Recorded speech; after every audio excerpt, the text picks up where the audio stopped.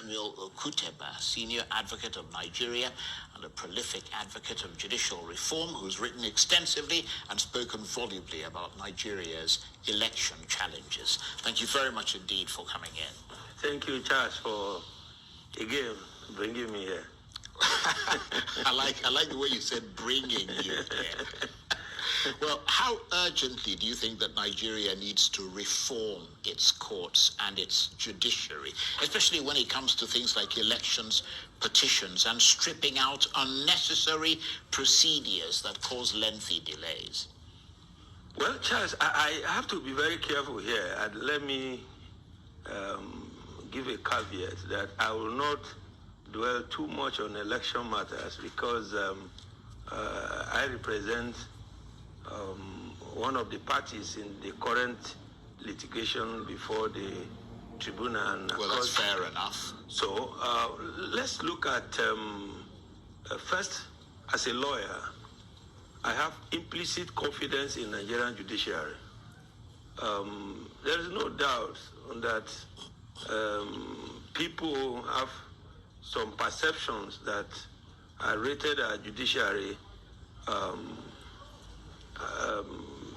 had not too good position, and that perception is all over. But it is for the judiciary to stand the test of time and dispel that perception as incorrect. Forming Nigerian judiciary, there are so many things that are wrong, not necessarily with the judges, but with the judiciary itself. My Lord, Honorable Justice Umeadi, the former Chief Judge of Anambra State, has spoken extensively on what he called the independence of the judiciary.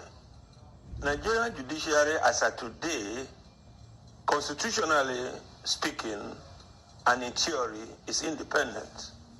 But I have doubt whether in practical reality, the judiciary is independent. And when you are talking about independence of the judiciary, first, is the Nigerian judiciary independent in terms of the resources available to it? It does not have power to approve its budgets. Nigerian judiciary does not mint currency. And so it necessarily has to go to the executive. You will recall that there were litigations by Judicial, Judicial Staff Union of Nigeria, and judgment delivered that money meant for the judiciary should be given to the judiciary. But that judgment appears to have been obeyed in breached by the executive, and there are a lot of reasons for this. It is difficult for us to avoid some examples that are gotten from ecclesiastical world. For instance, why did Saul sell his birthright? Because he was hungry. He needed just something from a pot of porridge so as to keep body and soul together. So the political class appears not to want our judiciary to be financially independent. It legitimately belong to the court, the judges.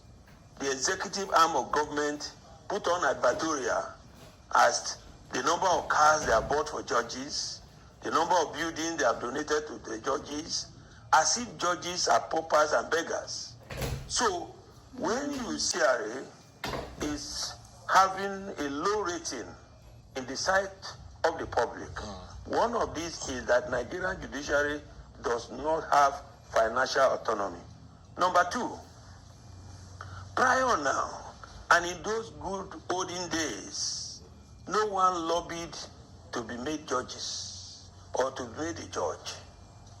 You appear in court. Their lordships who are sitting observe your character, your mien, your demeanor, and your relationship with your colleagues and with the bench, and the character you display in terms of the matters you have in court.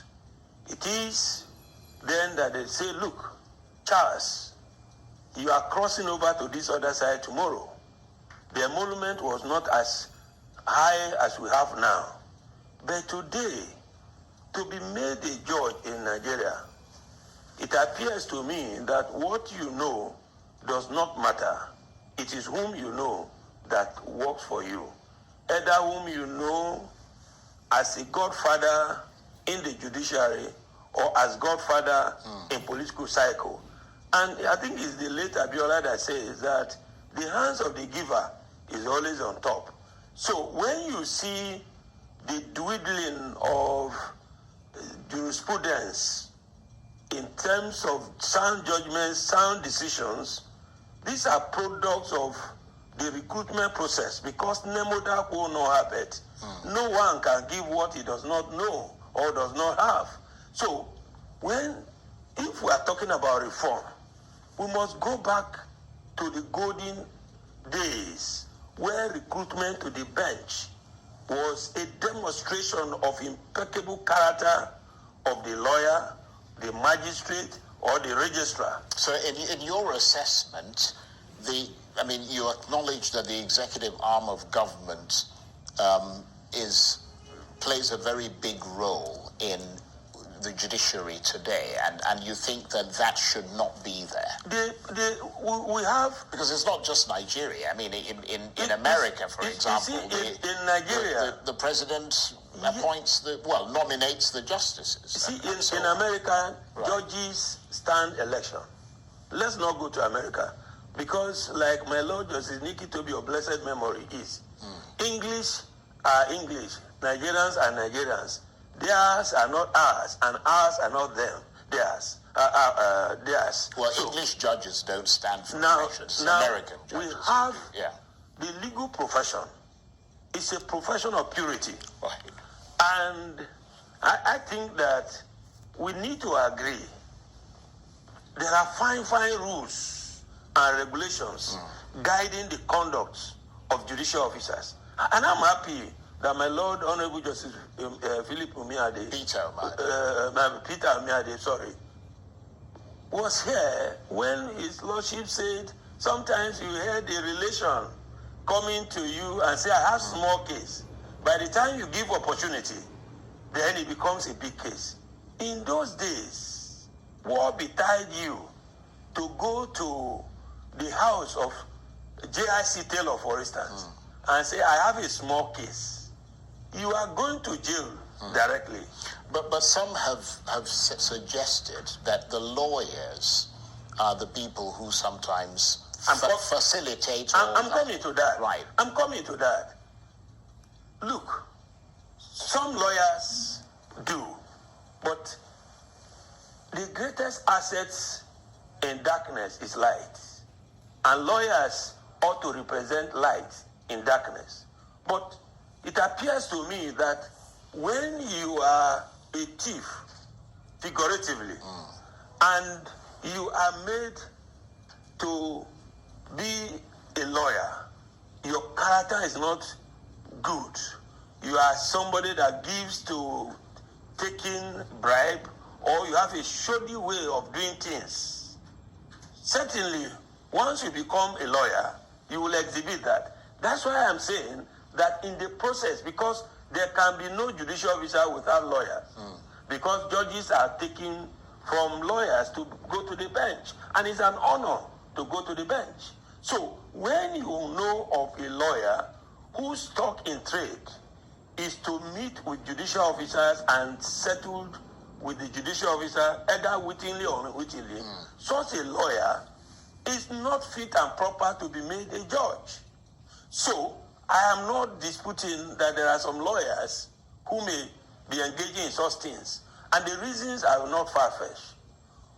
Our disciplinary process in this country is faulty. Now, in other climes, when you file a process that are outrightly questionable, that are outrightly frivolous, judges have the power to recommend that your license be withdrawn. The problem of Nigeria is that we have politicized and ethnicized and religiousized everything, so much so now that if a lawyer or a judge is being disciplined, you can see some people carrying placard. So You see, by our training, we must not give appearance of impropriety. But today, not only improprieties appearance is given, we defend impropriety on the platform of rule of law and the right to fair hearing. Right. Because as a judge and as a lawyer, your conduct is a mirror. You are like a priest. You are not expected to be found in the brothel. But today, in those days, you hardly can find any judicial officer in the public functions. But in order for some of our judges and the heads of court to get what rightly belongs to them, sometimes they go to stand in the airport. Yes, I see what you mean. To welcome those who are not as well educated as they are. What? Yes, I see what you mean. To welcome those who are not as well educated as they are. And they demean the nobility Absolutely. of the judicial so we have not yet have a state or the executives or people who really want to put the judiciary in the right pedestal for undiluted justice in this country. Well, that's a very good point and very interesting point that you make. That underscores the feeling that the system at the moment, the judicial system, is quite bad. But I'm wondering whether that concerns you when you've got something like an election petition that is so fundamental to the future of this country. Well, we cannot go to import judges to decide Nigerian election petition. The election petitions across this nation must be decided by Nigerian judges. And so Nigerian judges are also not judicial robots. They are human beings like you and I. They listen to Nigerians. They hear the outcry of Nigerians. And judges have, with all respect, done a lot to keep democracy in the kind of democracy that we now have. I'm sure you would have seen that even in election petition, you recall that in Zamfara, when political rascality was displayed, they were put to the strictest test of it, and they lost all the people they claim had won the election. And it happened in other places also. I am praying and I'm hoping that the strength of character, the courage to resist the temptation of the punishment their lordships are suffering in the hands of the executive, God will give them that strength, because whether you like it or not, for those of us who go to court almost on daily basis, except on non-juridical day, sometimes you weep to see judges trying their very best to cope with the volume of work in long handwriting. Yeah, that is just completely unacceptable. You are expected to deliver XYZ judgments, and so the quantity of judgments now become more fundamental for elevation than the quality of judgments. And in talking about the quality of judgments, no one can sit and read comfortably in a very harsh condition. So judges retire home. They are at the mercies of disco, no diesel. I was privileged to visit a presiding justice somewhere in one of the states, far away.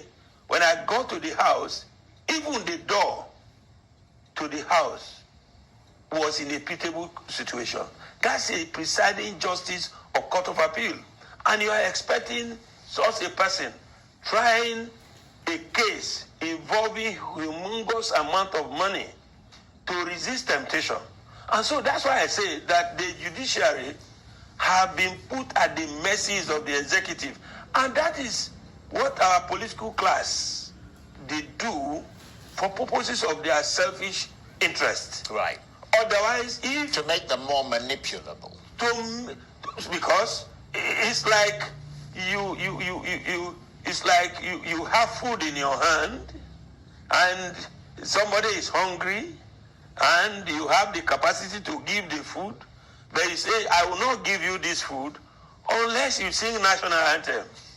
And the man may not even want to sing the national anthem. But he's forced to do it. He's forced to do it. So let me say this, that Nigerian Judiciary, judges in Nigeria, without sounding patronizing, have endured very excruciating circumstances.